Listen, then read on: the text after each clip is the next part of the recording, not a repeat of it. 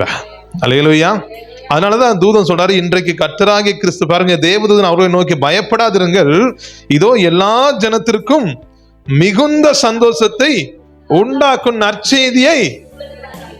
ஆமா, எல்லா ஜனத்துக்கும், கிறிஸ்தவத்துக்கு மட்டும் நற்செய்தி இல்ல, முஸ்லிமுக்கு உண்டு, அல்லேலூயா, இந்துக்கு உண்டு, அல்லேலூயா, புத்திசத்துக்கு உண்டு, அல்லேலூயா, சோத்திரம், கடவுளே இல்லாம இருக்கிற ஜனங்களுக்கும் உண்டு, அல்லேலூயா.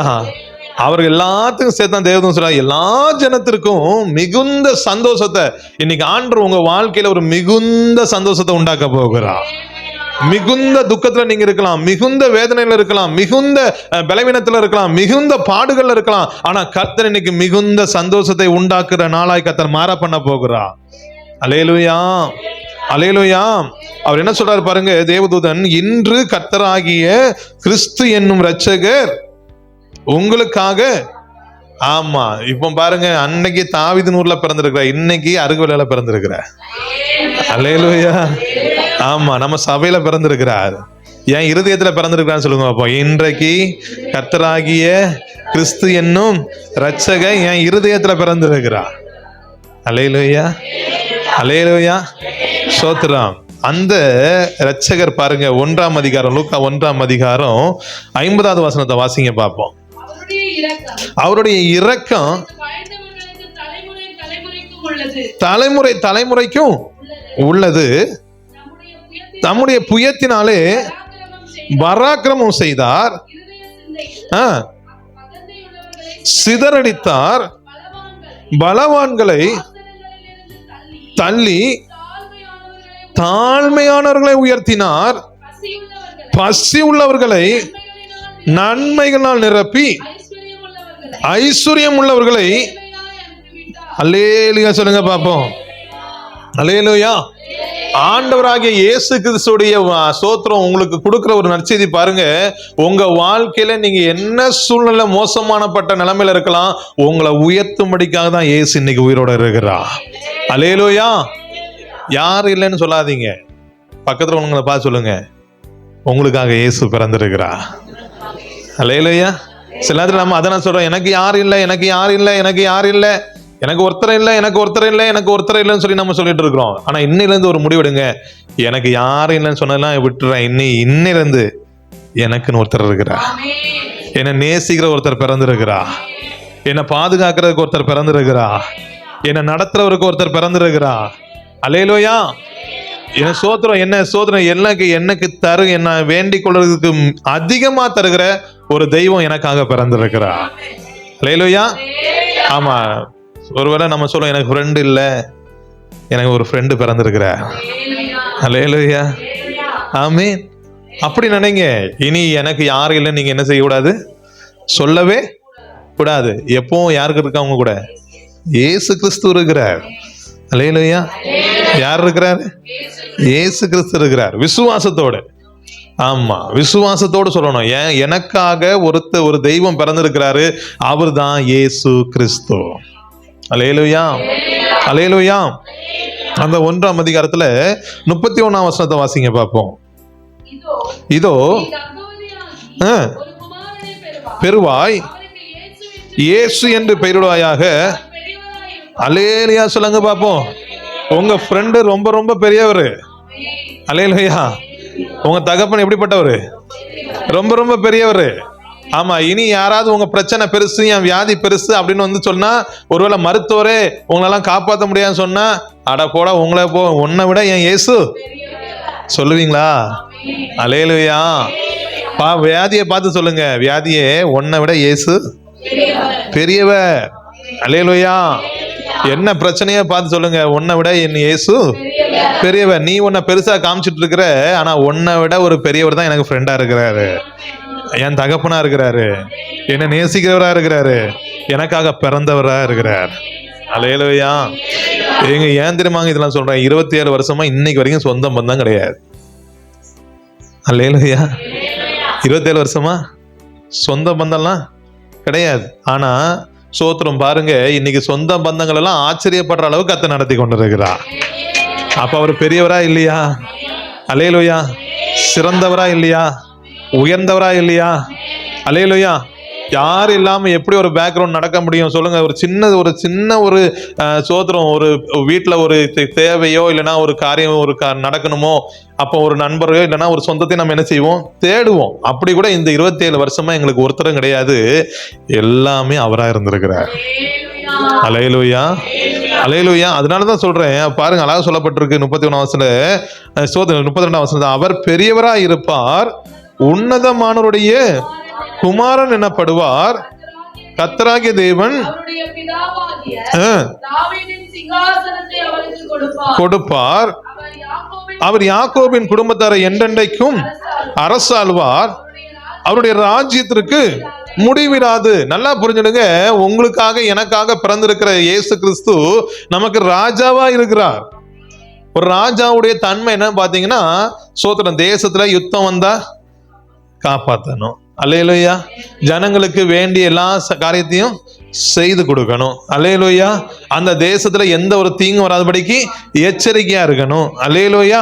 இதுதான் ஒரு ராஜாவுடைய வேலை. அதான் தாவீது இஸ்ரவேலுக்கு ஒரு நல்ல ஒரு ராஜாவா இருந்தார். அல்லேலூயா, சோத்திரம். அவருடைய ராஜ்ய காலத்துல எல்லாம் போராடி முடிச்சு தன்னுடைய மகன் காலத்துல சோத்திரம் அமைதியா இருந்த தேசம். அல்லேலூயா. நல்ல நியாயம் தீர்க்கிற ஒரு மகன், சோத்திரம், நல்ல உதவி செய்கிற ஒரு மகன், நல்ல ஒரு உதவி செய்கிற ஒரு ராஜாவா இருந்தாரு, நியாயம் தீர்க்கிற ஒரு ராஜாவா இருந்தாரு, சோத்திரம், ஜனங்களுக்கு கொடுக்கறதுல சோத்திரம் செய்யறதுல இப்படி மகத்துவமான ராஜாவா இருந்தாரு. ஆனா இந்த ராஜாக்கள் எல்லாம் பாத்தீங்கன்னா கொஞ்சம் வருஷம் தான் இருக்கிறாங்க. ஆனா இயேசு ராஜா நான் சாகிற வரைக்கும் இருக்கிறாரு. அல்லேலூயா, அல்லேலூயா. என்ன அரசாளுகிற? ஆமா, எனக்கு இருக்கிற ராஜா இயேசு கிறிஸ்து என் கூட கடைசி வரைக்கும் இருக்கிற, எனக்கு உதவி செய்கிற ராஜா அவரு, எனக்காக யுத்தம் பண்ணுகிற ராஜா அவரு. அல்லேலூயா. என்னை ராப்பகலை பாதுகாக்கிற ராஜா அவரு, என்னை பத்திரப்படுத்துகிற ராஜா அவரு, எனக்கு நியாயம் செய்கிற ராஜா அவரு. அல்லேலூயா, அல்லேலூயா. தேவ பிள்ளைகளே, இயேசுவை பத்தி உங்களுக்கு ஒரு வேளை தெரியாம இருந்திருக்கலாம். ஆனா இன்னைக்கு சொல்றேன், இந்த இயேசுவை அரசாள்வதற்கு நீங்க விடுவீங்கன்னா அவர் உங்களுக்கு நியாயம் செய்கிறவராக இருப்பா. அல்லேலூயா. அவர் உங்களுக்கு உதவி செய்கிறவராக இருப்பா. சோத்திரம். ஒரு மனுஷீக ராஜாக்களே நன்மையான காரியத்தை செய்யும் போது என் தேவாதி தேவனுடைய குமாரனாகிய பிதாவுடைய குமாரனாகிய இயேசு கிறிஸ்து நமக்கு நல்ல ராஜாவா தான் இருப்பார். அல்லேலூயா, அல்லேலூயா. இயேசு கிறிஸ்துவை நம்ம ஆழமா அறிய தான் பாத்தீங்கன்னா நம்ம வாழ்க்கையில எல்லா காரியத்திற்கும் ஒரு முற்றுப்புள்ளி வைக்க முடியும். ஆமீன். இயேசு கிறிஸ்துவை நம்ம அறகுறையா நம்ம அறிஞ்சுக்கிட்டோம் அப்படின்னா நம்ம என்ன செய்ய முடியாது அப்படின்னா ஒரு விடுதலையை பெற்றுக்கொள்ளவே முடியாது. ஆமீன், ஆமீன், சோத்திரம். அப்ப இயேசு கிறிஸ்துவை நம்ம முழுசா புரிஞ்சுக்கணும். அதே பாருங்க, லூக்கா 2ஆம் அதிகாரத்துல 25-26 வாசிங்க பார்ப்போம். லூக்கா 2ஆம் அதிகாரம் 25-26. அப்பொழுது சிமியோன் என்னும் பெயர் கொண்ட ஒரு மனுஷன் எருசலேமில் இருந்தான். அவன் நீதியும் தேவ பக்தியும் உள்ளவனாயும், பாருங்க, இஸ்ரவேலுக்கு ஒரு ஆறுதல் வர காத்திருந்தான். பாருங்க, ஒரு மனுஷன் இஸ்ரவேலுக்கு ஆறுதல் வேணும். இஸ்ரவேலுக்கு ஆறுதல் வேணும். இஸ்ரவேல் தவிச்சிட்டு இருக்கு, இஸ்ரவேல் இப்ப அடிமையா இருக்கு, ஒரு ரோம ஆட்சிக்குள்ள இருக்குது. இந்த இஸ்ரவேல் மக்களுக்கு ஒரு ஆறுதல் வேணும். ஐயோ, எங்களுக்கு சந்தோஷம் இல்ல, அன்றைக்கு கானான் தேசம் வருவதற்காக புறப்பட்ட எங்களுடைய வாழ்க்கையில வந்து நாங்க வாழ்ந்த வாழ்க்கை இப்ப இல்ல, எங்களுக்கு ஒரு ஆறுதல் வேணும். எங்க பாவத்தினால சோதனை இனி பலி கொடுக்க முடியாது, ஆண்டவர் இந்த பலியை நீ விரும்ப போறது இல்ல, அந்த பலி சோதரம் பலியினாலே நாங்கள் ஆறுதல் அடைய முடியாதுன்னு சொல்லி இஸ்ரவேலுக்கு எப்போ ஆறுதல் வரும் சொல்லி காத்திருக்கிற அந்த சிமியோனுக்கு ஒரு நற்செய்தி போது பாருங்க. தேசத்திற்கும் சரி இஸ்ரவேல் ஜனங்களுக்கும் சரி ஆறுதல் செய்கிறவர் பிறந்திருக்கிறார். அல்லேலூயா, அல்லேலூயா. ஒருவேளை உங்க வாழ்க்கையில ஒரு ஆறுதலுக்காக நீங்க காத்து கொண்டிருக்கிறீங்களா? எந்த சோத்திரம் காரியத்தை உங்களுக்கு ஆறுதல் வேணுமோ அந்த ஆறுதலை தர இயேசு உங்களுக்கு போதுமானவராக இருக்கிறார். அல்லேலூயா, அல்லேலூயா, சோத்திரம். அன்றைக்கு 27 வருஷத்துக்கு முன்னாடி எங்களை ஆறுதல் படுத்தினாருங்க ஆண்டவர். யார் உன்னை கைவிட்டாலும் நான் உன்னை கைவிட மாட்டேன்னு சொல்லி ஆறுதல் படுத்தினாரு. அல்லேலூயா.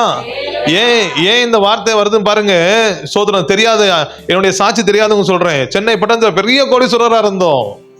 எங்க அப்பா ஒரு பெரிய பிசினஸ்மேன். சோத்திரம். காலையில ஃபாரின் போனா அடுத்த நாள் வீட்டுக்கு வருவாரு. அப்படி எக்ஸ்போர்ட் பிசினஸ், இம்போர்ட் பிசினஸ் சொல்லி பல பிசினஸ்ல செய்தனால பணம் செழிப்பு, வீட்டுல பணத்துக்கு குறை கிடையாது. வீட்டுல பணம் மூட்டை அதிகமா இருந்துச்சு, எங்களுக்கு வஸ்திரம் சாப்பாடு எல்லாமே வெளிநாடு.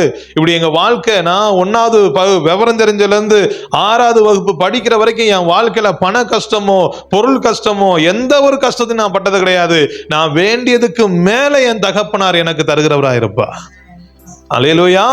ஆனா சோத்திரம், எங்க அப்பாவுக்கு விரோதமா சிலர் மந்திரவாதம் செய்து என் தகப்பனார் சாக வேண்டும் என்று சொல்லி மந்திரவாதம் பண்ணி என் தகப்பனார் தற்கொலை பண்ணனால எல்லாம் எல்லாம் எல்லாம் ஒண்ணு விடாம எல்லாம் இழந்து கடைசியால ஆண்டவராகிய இயேசு கிறிஸ்துவால நாங்க காப்பாற்றப்பட்டு சென்னை பட்டணத்திலிருந்து கன்னியாகுமரி பட்டணத்துக்கு கடந்து வந்தோம்.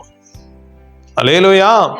என் தகப்பனார் தற்கொலை பண்ணி அந்த மருத்துவமனையில இருக்கும்போது டாக்டர் சொன்னாங்க, இந்த சரீரத்தை முடிஞ்சு போச்சு, எவ்வளோ ட்ரை பண்ணிட்டோம், இந்த பாடி அவ்வளவுதான், இனி தாங்காது, செத்து முடிஞ்சு போச்சுன்னு சொல்லி என் தகப்பனாரை ஒதுக்கி போட்டாங்க. செத்து போயிடுவாரு அப்படின்னு சொல்லிட்டு ஒதுக்கி போட்டாங்க. அதே போல எல்லாம் ட்ரீட்மெண்ட் ஃபர்ஸ்ட் எய்ட் எல்லாம் பண்ணி அதெல்லாம் முயற்சி பண்ணி பார்த்து தோல்வி அடைஞ்சதுனால எல்லாத்தையும் உருவிட்டு அப்படியே வச்சிட்டாங்க. இனி ஆக வேண்டியதை பாருங்க அப்படின்னு. ஆனா சோத்திரம் 6 மணி போல திடீர்னு என் அப்பா எந்திரிச்சு உட்கார்ந்து இருந்தாரு. அல்லேலூயா. சோத்திரம். ஒரு வெள்ளை வஸ்திரம் போட்டு ஒரு மனுஷன் வந்து என்னை தொட்டாருமா, நான் எந்திரிச்சு உட்கார்ந்து இருக்கிறேன். அவர் சொன்ன ஒரே ஒரு வார்த்தை, நான் காண்பிக்கும் தேசத்துக்கு போ, நான் உன்னோடு கூட இருப்பேன்னு சொன்னாரு. அன்னைக்கு அது எங்களுக்கு இயேசு கிறிஸ்துன்னு தெரியாது. அந்த வார்த்தையை கேட்டு சென்னை பட்டணத்துக்கு கன்னியாகுமரி பட்டணத்துக்கு வந்தோம். கன்னியாகுமரி பட்டணத்துல வந்து சோத்திரம் இருக்கிற சொற்பமான பணத்தை வச்சு என்னெல்லாமோ செய்து பார்த்தாரு என் தகப்பன். ஒரு முன்னேற்றம் இல்லை. கடைசியாக என் தகப்பன் எங்கேயாவது நான் போய் சம்பாதிச்சு நான் பணம் அனுப்புறேன்னு சொல்லிட்டு போன என் தகப்பனார் 1 வருஷமா வரவே இல்லை. அல்லேலூயா. அந்த 1 வருஷ காலத்துல எங்க அம்மா சோத்திரம் எங்களுக்கு சாப்பாடு பார்க்கணும், வீட்டு வாடகை பார்க்கணும், ஒவ்வொரு நாள் வஸ்திரம் பார்க்க, இப்படி பல கேள்வியோடு இருந்ததுனால ஒரு 2 மாசம் எங்களால தாக்கு பிடிக்க முடிஞ்சது. 3வது மாசம் 4வது மாசம் போகும்போது என்னுடைய 8வது வகுப்பு படிக்கிற அந்த என்னுடைய சகோதரியை கொண்டு ஒரு இடத்துல வேலைக்கு விட்டாங்க. அதுக்கப்புறம் என்ன கொண்டு ஒரு இடத்துல வேலைக்கு போட்டாங்க. என்னை யாரும் எடுக்கல. என்ன செய்யணும்னு தெரியல. 6 மாசம் 7 மாசம் கடந்து போகும்போது இன்னும் பசியும் பட்டினியுமாய் சோத்திரம், சாப்பாடு இல்லாம, கஞ்சி கூட வழி இல்லாம சோத்திரம், ஒவ்வொரு நாளும் தண்ணியை மட்டும் குடிச்சிட்டு படுத்த நாட்கள் உண்டு. கடைசியாக ரம்சான் பண்டிகை வருது. ஏன்னா எங்களுக்கு எங்க அப்பாவை காப்பாத்தினது யாருன்னு எங்களுக்கு தெரியாது. அந்த 1 வருஷ காலம் எங்க அப்பா வரவே இல்லை. அன்றைய கடைசி அந்த ரம்சான் பண்டிகை வருது. அந்த ரம்சான் பண்டிகை வரும்போது எங்க அம்மா ஒரு தீர்மானம் எடுக்கிறாங்க, நான் போய் உனக்காக நான் சம்பாதிக்கிறேன்னு சொல்லிட்டு எங்க அம்மா என்ன செஞ்சாங்க அப்படின்னா, சோத்திரம் மயிலாடியில இருந்து பஸ் ஏறி வடசேரி பஸ் ஸ்டாண்ட்ல வந்து இறங்கி சோத்திரம் அடுத்த ஒரு பஸ்ல ஏறும்போது அம்மாட்ட கேட்டேன், அம்மா இன்னும் ரொம்ப தூரம் போகணுமா, நம்ம வேலைக்கு போகணுமான்னு சொல்லி கேட்கும் போது என் தாயார் சொன்ன வார்த்தை, என் கரத்தை மட்டும் நீ பிடிச்சிக்கம்மா, நம்ம வேலை செய்ய போறோம்னு சொன்னாங்க.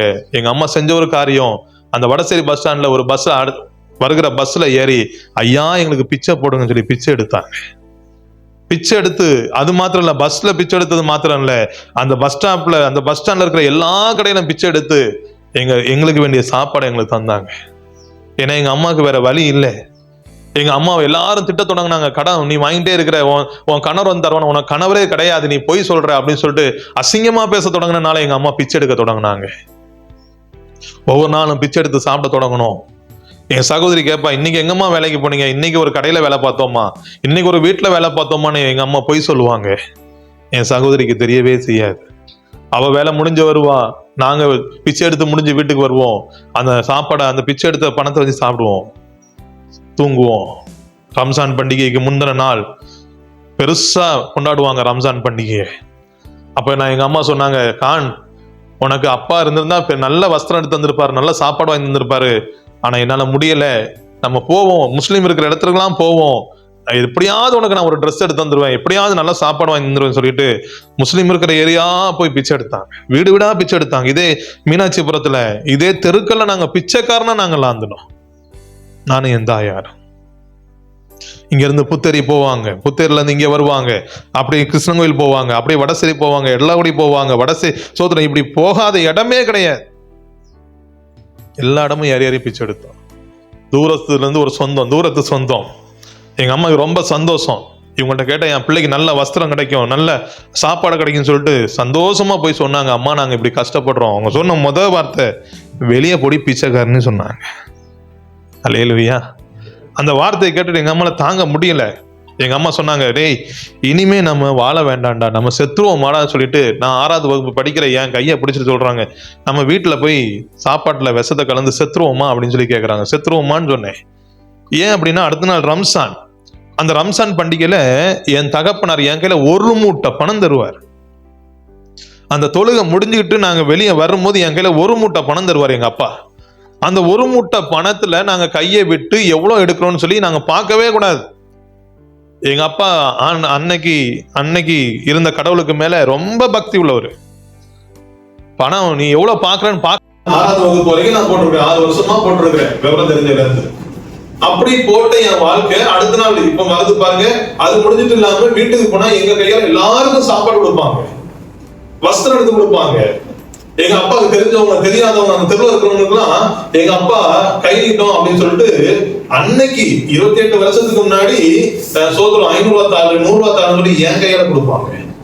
28 வருஷத்துக்கு முன்பதாக அப்படி எல்லாருக்கும் கை நீட்டம் கொடுத்துட்டு போனஸ் கொடுத்துட்டு இருந்த அதே கை இப்ப நாளைக்கு ரம்சான் பண்டிகை வரும்போது அம்மா எங்களுக்கு பிச்சை போடுங்க சொல்ற நிலைமைக்கு நம்ம வந்துட்டோமே, நம்ம இனி உயிரோட இருக்காண்டா அப்படின்னு சொல்லி சாக வேண்டிய முடிவுல நம்ம வந்தோம். அப்பதான் அந்த சாப்பாடுல விசந்த களத்துல விட்டு 6:30 மணிக்கு அம்மா சொல்றாங்க, அக்கா வந்தா சொல்லிடாத, நம்ம சேர்ந்து சாப்பிட்டு செத்துருவோம், அவருக்கு தெரிய வேண்டாம். சரின்னு சொல்லி எல்லாம் ரெடி பண்ணிட்டாங்க. அக்கா வர்றதுக்கு இன்னும் 1/2 மணி நேரம் இருக்கு. 1/2 மணி நேரம் இருக்கும்போது அந்த நடையில இருக்கிற அந்த ஓலை குடிசையில கரண்ட் கிடையாது, தண்ணி கிடையாது. அந்த ஓலை குடிசையில விளக்க கொளுத்தி வச்சுட்டு இருக்கிறோம்.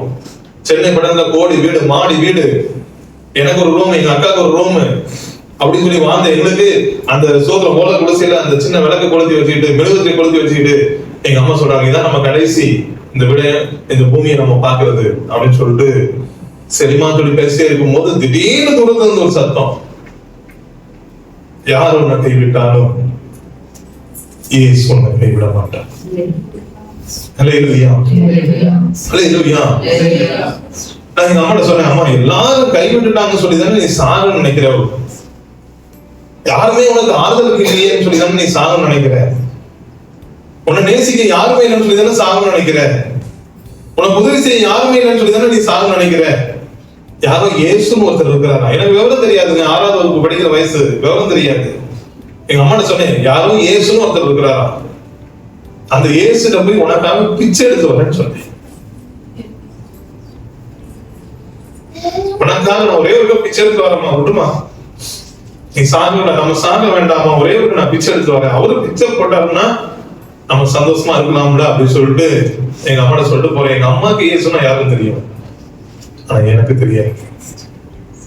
அந்த சத்தத்தை கேட்டுட்டு அப்படியே போன. இதே போல ஒரு பெரிய மீட்டிங் நடக்குது. அந்த மீட்டிங் எல்லாரும் பாடுறாங்க, யாரும் உன்னை கைவிட்டாங்க, இயேசு உன்னை கைவிட மாட்டா.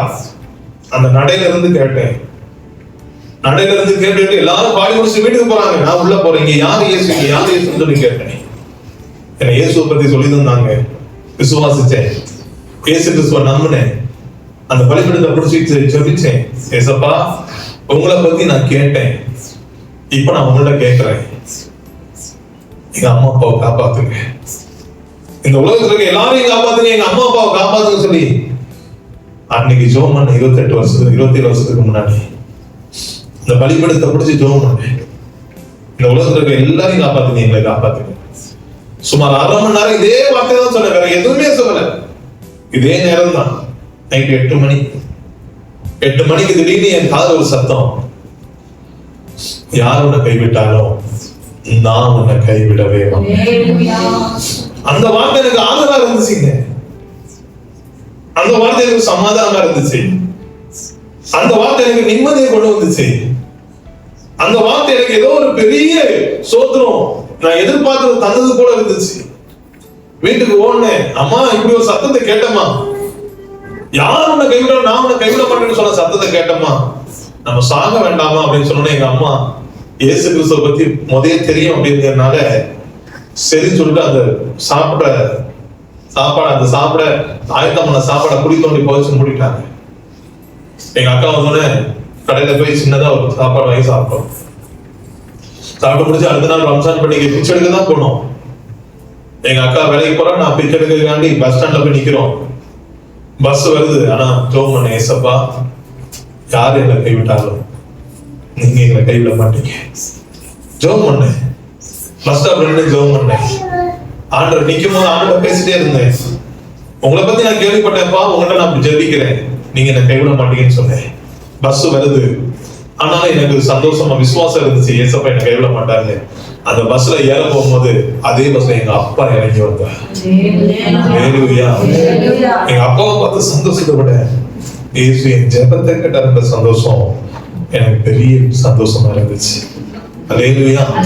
எங்க அப்பாவும் எங்க அம்மா வீட்டுக்கு போனாங்க, நான் நேரம் ஓடி போன அந்த சர்ச்சைக்கு ஓடி போய் நடிச்சுனாப்பா, ஏசப்பா என் ஜெபத்தை கேட்டீங்க, என்ன நீங்க கைவிடவே இல்லை, இனி நீங்க என்ன கைவிடவே மாட்டீங்க, எனக்கு அப்பான்னு ஒருத்தர் உண்டுனா அது நீங்க மட்டும்தான் சொல்லி 27 வருஷத்துக்கு முன்னாடி அப்பாட்ட ஒப்பு கொடுத்தேன்.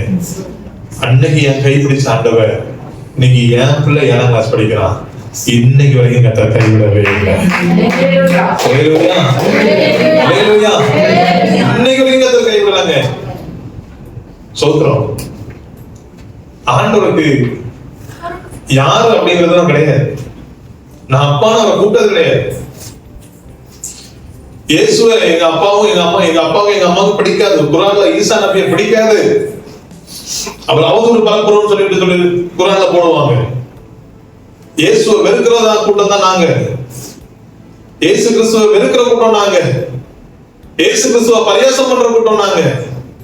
முஸ்லிம் சமுதாயத்துல அவர் சோதனம், அவரெல்லாம் ஒன்னும் சிலர் அடிக்கல, வேற யாராவது அடிக்கப்பட்டா சொல்லி அவரை கிண்டல் பண்ற கூட்டம். யாரா இருந்தாலும் இயேசு நேசிக்கிறவரா.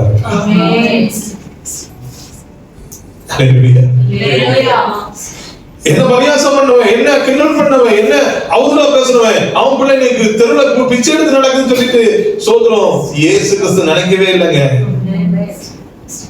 அல்லேலூயா. அவர் அப்பான்னு கூட இருந்தாலும் நாங்க பிச்சை எடுக்க கூடாதுன்னு சொல்லி தேடி வந்த உண்மையான தெய்வம் இயேசு மட்டும். எத்தனை பேர் நான் சொல்றது புரியுது? ஒரு ஊழியக்காரர் சொன்னாரு, நான் இயேசுவை பத்தி சொல்றவங்களுக்கு மேல சாணி கரைச்சு ஊத்தி இருக்கிறேன், கள்ளத்துக்கு இறந்து இருக்கிறேன். ஆனா நான் மருத்துவமனையில உயிர் தாண்டி போராடிட்டு இருக்கும் போது எல்லாரும் சொன்னாங்க, நீ செத்து போயிருவ, நீ இனி பிழைக்க முடியாதுன்னு. ஆனா ஒரே ஒருத்தர் வந்து அன்னைக்கு தரிசனம் கொடுத்தாரு, நான் உன்னை நேசிக்கிறேன், நான் தான் நீ துன்பப்படுத்துற இயேசுன்னு சொன்னாரா.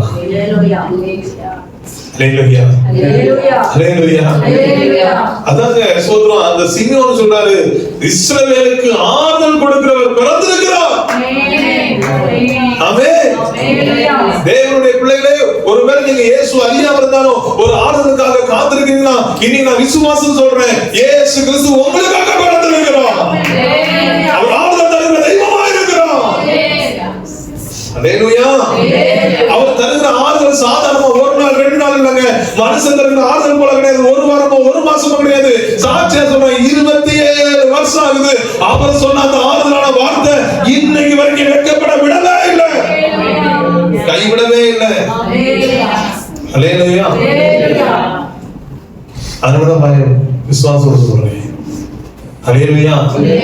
அவர் ஆறுதல் தெய்வம்னா ஆறுதல் தெய்வம் தான். அன்னைக்கு கைப்பிடிச்சாண்டவன். வீட்டுக்கு போறேன், எங்க அம்மாவும் எங்க அப்பாவும் பேசிட்டு இருக்கிறாங்க. எங்க அப்பா சொல்றாங்க, நேரத்தைக்கே கடலை விழுந்து செத்துருப்போம்மா, என் பிள்ளைகளுக்கு அவங்க சம்பாதிச்ச பணத்தை எல்லாம் கலவண்டர் போயிட்டாங்க, என் பிள்ளைகளுக்கு நான் என்ன கொண்டு வரணும்னு எனக்கு முடியல, பிள்ளைகளுக்காக ஆசையா சேர்த்து வச்சிருந்த எல்லாத்தையும் கலவண்டர் போயிட்டாங்க. சொற்பமான பணத்தை வச்சுக்கிட்டு இனி நம்ம எப்படி வீட்டுக்கு போறது, நம்ம செத்து போயிடும் சொல்லிட்டு கடல்ல போய் ஒவ்வொரு கடல்ல போய் குதிச்சேன். அப்படியே ஆழத்துல என்ன கடல் தண்ணி எடுத்து போகும்போது திடீர்னு ஒரு மனுஷன் என்ன கையை பிடிச்சு தூக்கிட்டு வந்து கரையில கொண்டு விட்டாரு. அவர் சொன்ன வார்த்தை, நீ வீட்டுக்கு போ, நீ சாக வேண்டிய மனுஷன், நீ வீட்டுக்கு போ அப்படின்னு சொன்னாரு. சொல்லிட்டு யாரா எனக்கு காப்பாற்ற திரும்பி பாக்குறேன், யாருமே இல்ல. நான் பயந்து ஓடி வந்தேன். அப்பதான் நான் புரிஞ்சுக்கிட்டேன், அது வேற யாரும் இல்ல, ஆண்டவராகிய இயேசு கிறிஸ்து. பிள்ளைகளே, ஒருவேளை நீங்க இன்னைக்கு இங்க வந்திருக்கலாம், ஆனா இதுக்கு முன்னாடி உங்க அத்தனை தடவை காப்பாற்றுனது இயேசு கிறிஸ்து மட்டும்தான். பல பிரச்சனைகள் உங்களை காப்பாற்றுனது இயேசு கிறிஸ்து மட்டும்தான். உங்களுடைய சோதனை நீங்களே சாகணும்னு நினைக்கும் போது சில நேரத்தில் நீங்க காப்பாற்றப்பட்டது ஒரே ஒரு தெய்வம், அது இயேசு மட்டும்தான். அல்லேலூயா. அல்லேலூயா.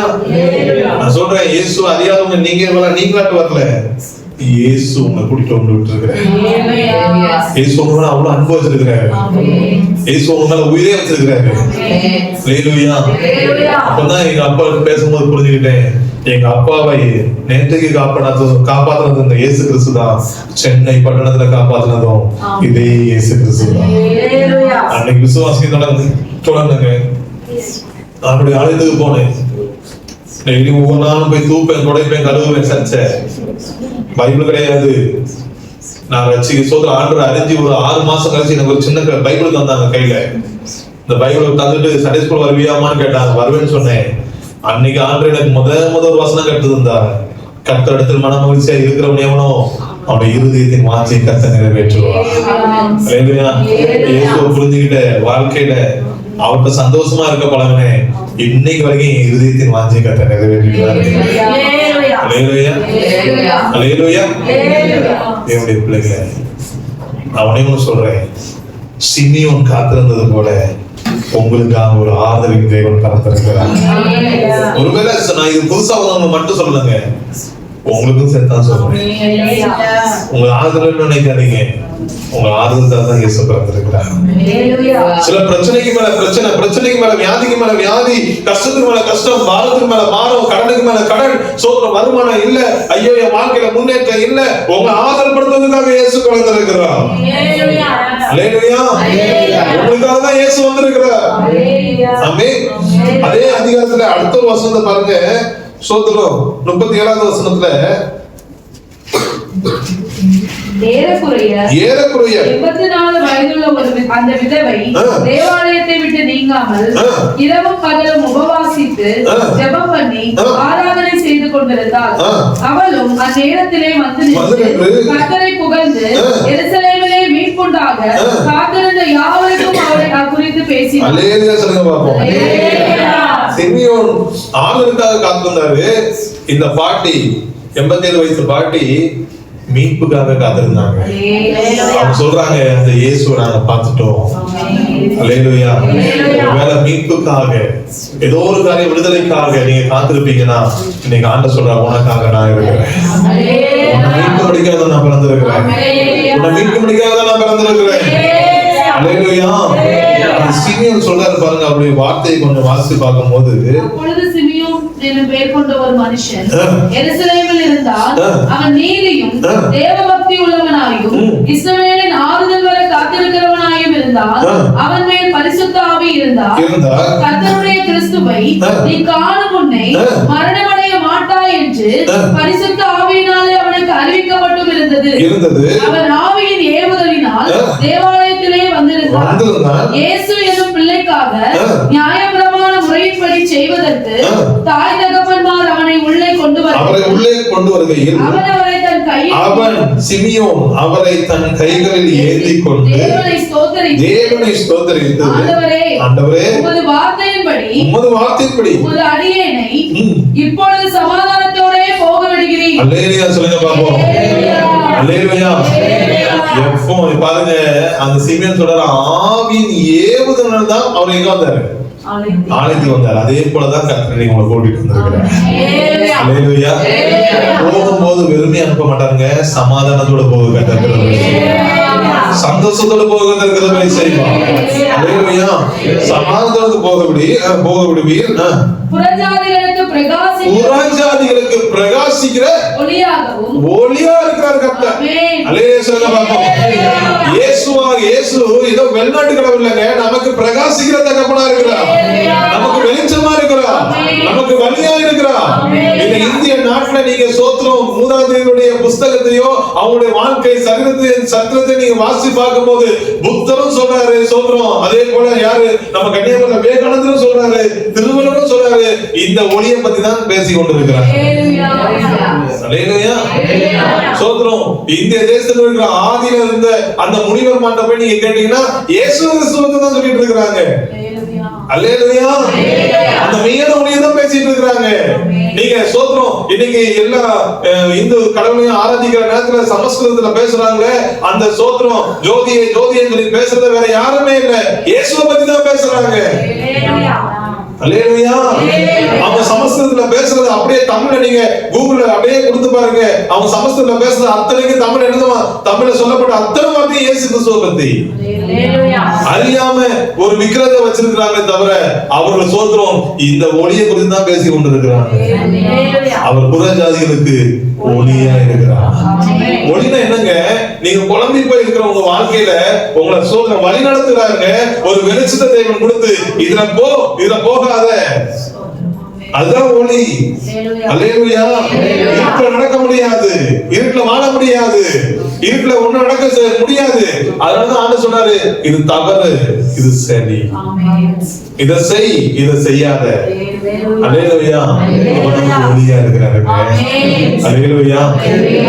அல்லேலூயா. பாருங்க, ஒளியாவும் உம்முடைய ஜனமாகிய இஸ்ரவேலுக்கு மகிமையா இருக்கிறாரு. ஆமென். கர்த்தர் நமக்கு மகிமையா இருக்கிறாருங்க. சோத்திரம்.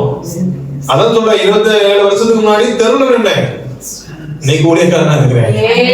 இந்த மகிமை எல்லாம் கர்த்தருக்கு மட்டும்தான். அல்லேலூயா. மகிமை எல்லாம் கர்த்தருக்கு மட்டும்தான். அன்னைக்கு தெருக்கோடியா இருந்தேன், இன்னைக்கு பாருங்க ஒவ்வொரு நாளும் போன் வந்துட்டே இருக்கு. சோத்திரம். அமெரிக்கா பட்டணத்துல இருந்து ஒரு அம்மா அடிச்சுட்டே இருக்கிறாங்க. சோத்திரம். இன்னைக்கு அமெரிக்கா தேசம் வரைக்கும் போய் சோத்திரம் கூகுள் மீட்ல பேசுறதுக்கு ஆண்டவர் ஏத்தி வச்சிருக்கிறேன். அல்லேலூயா. அல்லேலூயா. ஏன் சொல்றேன்னா, தேவனுடைய பிள்ளைகளே, நமக்கு அவர் மகிமையா இருக்கிறார். நம்ம மகிமை அற்றவங்க, அவர் மகிமை உள்ளவரா இருக்கிறார். அல்லேலூயா. அடுத்தது வாசிங்க. தேவரீர் சகல ஜனங்களுக்கு முன்பாக ஆயத்தம் பண்ணின உம்முடைய இரட்சணியத்தை என் கண்கள் கண்டது என்றான். என்னத்தை கண்டதான்? விடுதலைங்க, ரட்சிப்பு. வழி இல்ல. இயேசு பரலோகத்துக்கு போகணும்னா வேற வழி இல்ல. நம்ம பாவத்தினாலே சோதரா இயேசு பிதாவாகிய தேவன் என்ன சொல்றாரு அப்படின்னா, இனி உங்களுடைய பலியை நான் ஏற்றுக்கொள்ள மாட்டேன், நீங்க உங்க பாவத்துக்கு நீங்க தான் சாகணும் அப்படின்னு சொன்னனால இயேசு கிறிஸ்துவை எதிர்பார்த்துட்டு இருந்தாங்க எல்லாரும். அல்லேலூயா. ஒருவேளை புறஜாதி நீங்க வந்திருக்கலாம். முஸ்லிம் சமுதாயத்துல சோத்திரம், மக்கா மதீனாவுக்கு போனா எனக்கு பரலோகம் போனதாட்டு அர்த்தம். அல்லேலூயா.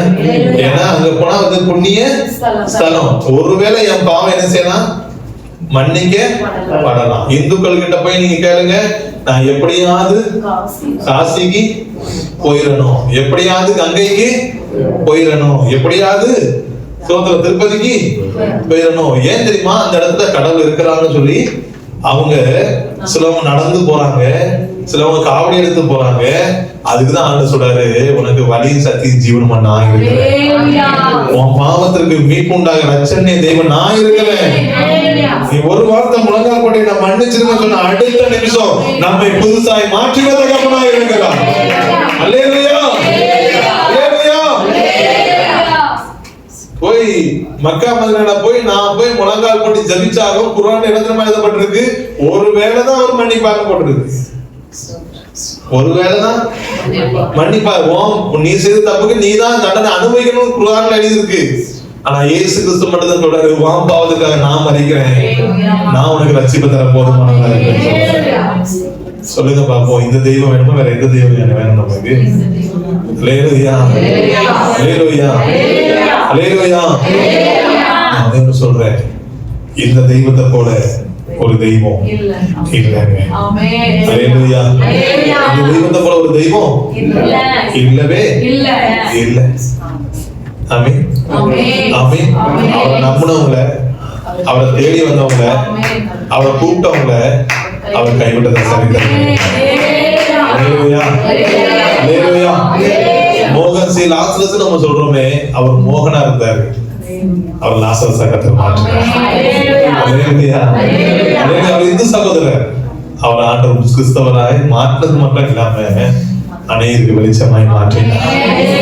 இப்படி பாருங்க, புறத்தை நிறைய ஊழியக்காரங்களை பாக்குறோம். இன்னைக்கு ஐயாவுடைய சாட்சி கேட்டாலும் ஐயா சொல்லுவாங்க, அப்பா சோதர ஆர்வல் தலைமுறை சாட்சி கேட்டாலும் அவங்க என்ன செய்வாங்க சொல்லுவாங்க. இப்படி எல்லாரையும் நேசிக்கிற ஒரே ஒரு ஆண்டவர் இயேசு கிறிஸ்து. ஆமென். அந்த தெய்வம் உங்களை கைவிடுவாரா? அந்த தெய்வம் உங்களை புறக்கணிப்பாரா? வாய்ப்பே இல்லைங்க.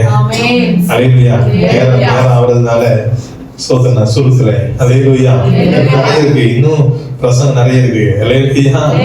சோதரம் நான் சுருக்குறேன். தேவனுடைய பிள்ளைகளை 3 பாயிண்ட்ல ஒரே ஒரு பாயிண்ட் தான் பேசிருக்கிறேன். அல்லேலூயா. அல்லேலூயா. சோதரம். இயேசு நமக்கு ஆறுதலா இருக்கிறார். இயேசு நமக்கு மகிமையா இருக்கிறார். இயேசு நமக்கு ரட்சணை கண்மலையா இருக்கிறார். அல்லேலூயா. அல்லேலூயா. அந்த தேவன் எனக்காக பிறந்திருக்கிறார். பக்கத்துல கை கொடுத்து சொல்லுங்க, கலங்காதீங்க, கலங்காதீங்க, பயப்படாதீங்க. 2026 நமக்கு இயேசு கிறிஸ்து எல்லாமா இருப்பார். அல்லேலூயா. அல்லேலூயா. உண்மையா சொல்றேன், நாளை தினத்திலே கூட்டம் நடக்கும் போது அதுக்கு வேண்டிய வார்த்தை அங்க தருவார். அல்லேலூயா. விசுவாசிங்க. இயேசு பத்தி இப்போ கேள்விப்பட்டீங்க. இந்த இயேசுவோட போய் வீட்டுல ஜெபம் பண்ணுங்க, அவர் உங்களோட பேசுவார். அல்லேலூயா. உங்களோட கதை பேசுவார். என்ன தெரிந்து அடுத்திருக்கிறார் ஆண்டவர். அல்லேலூயா. விவரம் தெரியாதுங்க, விவரம் தெரியாத என்னையே தேடி வந்து இன்னைக்கு இவ்வளவு அழகா நடத்திருக்கிறாருன்னா விவரம் தெரிஞ்சு நீங்க ஜெபம் பண்ணும்போது என்னை விட பல மடங்கு ஆண்டவர் உயர்த்துவார். அல்லேலூயா. அல்லேலூயா. ஏன் சொல்றேன்னா, ஆண்டவர் சோதரம் உயர்த்துறதெல்லாம் சாதாரணமா உயர்த்த மாட்டாருங்க. எந்தெந்த தெருவுல எந்தெந்த கடைகளுக்கு சோதர ரோட்ல நம்ம பிட்டெடுத்தோமோ அதே தெருவுல கன்வென்ஷன் மலையில பேச கத்துக்கிற சோதரம். பீச் ரோட்ல சர்ச்சைக்கு வாசல் நானும் என் தாயார் பிச்சை எடுத்தோம். அதே சர்ச்சில் கன்வென்ஷன்ல பேச கத்துக்கிற பேசுகிறேன். பால்பனையில பஸ் ஸ்டாப்ல நின்று பிச்சை எடுத்திருக்கோம். அதே பால்பனையில இருக்கிற பெரிய பெரிய ஸ்தாபனத்துல கத்த பேச வைத்திருக்கிறோம். இதுதான் மகிமை. ஆமென். ஆமென். ஒண்ணே ஒண்ணு சொல்றேன், இயேசு மட்டும் பிடிக்கும். அதான் சொன்னேன், மத்திய 7:7 கேளுங்க அப்பொழுது உங்களுக்கு. இயேசுவை பத்தி நீங்க கேட்டுட்டீங்க, இப்ப இனி இயேசு இடத்துல கேளுங்க. வேற எங்கேயும் இங்க ஒரு காடு அங்க ஒரு காடு வேண்டாம். சாத்தானுக்கு டாட்டா. அலையில சொல்லுங்க பாப்போம். சாத்தானுக்கு டாட்டா சொல்லணும், என்னையே சொல்லணும். அலையிலையா. நம்ம வேற யோசிக்கிறோம்னாலே நம்ம அது சாத்தான் தான் நமக்கு. அலையிலையா. முழுசா அவரை மட்டும் நம்பணும். அவர் உங்களை முழுசா நேசிக்கிறாருல்ல, அவர் உங்களுக்கு முழுசா ஆறுதல் செய்யறாருல்ல, அவர் உங்களுக்கு முழுசா ரட்சிக்க கொடுக்கிறாருல்ல. அப்ப நம்ம முழுசா அவரை நேசிக்கணுமா வேண்டாமா? அல்லேலூயா. முழுசா நம்பணுமா வேண்டாமா? எத்தனை பேர் அவரை நம்ப விரும்புறீங்க? எத்தனை பேர் இயேசுவை பத்தி இப்பதான் நான் கேட்கிறவங்க மட்டும் கை தூக்குங்க. நிச்சயமா கர்த்தர் உங்களை ஆசீர்வதிப்பார். விசுவாசிக்கிறீங்களா? உங்க ஆண்டவர் சோதர ஆசீர்வாதம் விசுவாசிக்கிறீங்களா? நம்புறீங்களா? அல்லேலூயா. விசுவாசத்தோடு போங்க, கர்த்தர் உங்க வாழ்க்கையை பெருசான காரியத்தை செய்வார். அல்லேலூயா. 1 யோவான் 4:14 நாங்க வாசிங்க பாப்போம். நீங்கள் தேவனால் உண்டாயிருந்து அவர்களை ஜெயித்தீர்கள். ஏனெனில் உலகத்தில் இருக்கிறவனிலும் உங்களில் இருக்கிறவர் பெரியவர். அல்லேலூயா. ஈஸியான வார்த்தை தான். மத்திய 7:7 1 யோவான் 4:4 சொல்லுங்க பாப்போம். 7:7 அவ்வளவுதான். அல்லேலூயா. 7:7 படி நம்ம வாழ்ந்தோம்னா 4:4 பெரிய காரியத்தை செய்வார். அல்லேலூயா. சொல்லுங்க பாப்போம். அல்லேலூயா. சந்தோஷமா போங்க. சோதனை நாளை கடந்து வாங்க. கர்த்தர் பெரிய காரியங்களை செய்வார்.